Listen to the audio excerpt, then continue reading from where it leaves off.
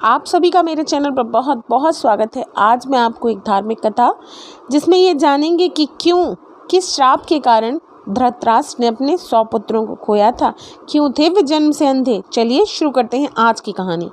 महाभारत में धृतराष्ट्र एक ऐसा किरदार है जिसे कौरव और पांडवों के बीच हुए भीषण युद्ध का उत्तरदायी माना जाता है। धृतराष्ट्र ने कभी भी दुर्योधन को गलत करने से नहीं रोका और ना ही शकुनी को समझाया। यही कारण था कि कौरवों की 5 पांडवों के लिए नफरत इतनी बढ़ गई कि उसने भीषण युद्ध का रूप धारण किया। धृतराष्ट्र के जन्म के अंधे होने की कथा जितनी रोचक है, उससे कहीं अधिक रोचक उनके अंधे होने का कारण भी है।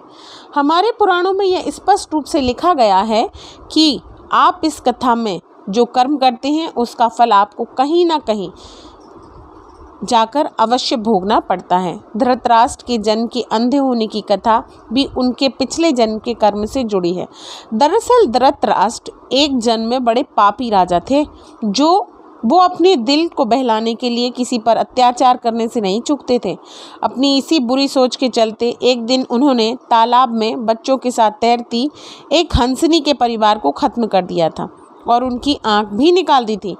धृतराष्ट्र के इस क्रूर कर्म का फल एक दिन उन्हें प्राप्त होना ही था।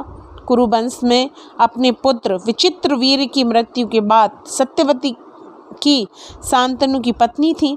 वह अपने ऋषि पुत्र वेदव्यास के पास जाती हैं और उनसे कहती हैं कि वो नियोग के द्वारा पुत्र पैदा करें जिससे कुरुवंश आगे बढ़े।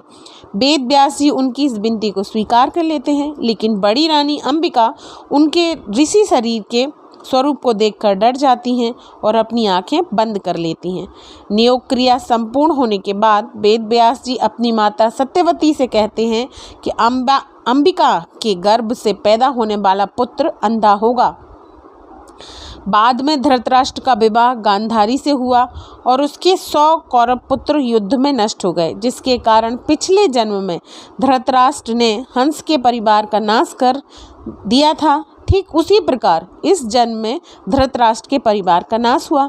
इसीलिए मनुष्य को कभी भी ऐसा कोई कर्म नहीं करना चाहिए जिससे दूसरे की आत्मा दुखी हो। ये थी हमारी कहानी धृतराष्ट्र के अंधे होने का कारण।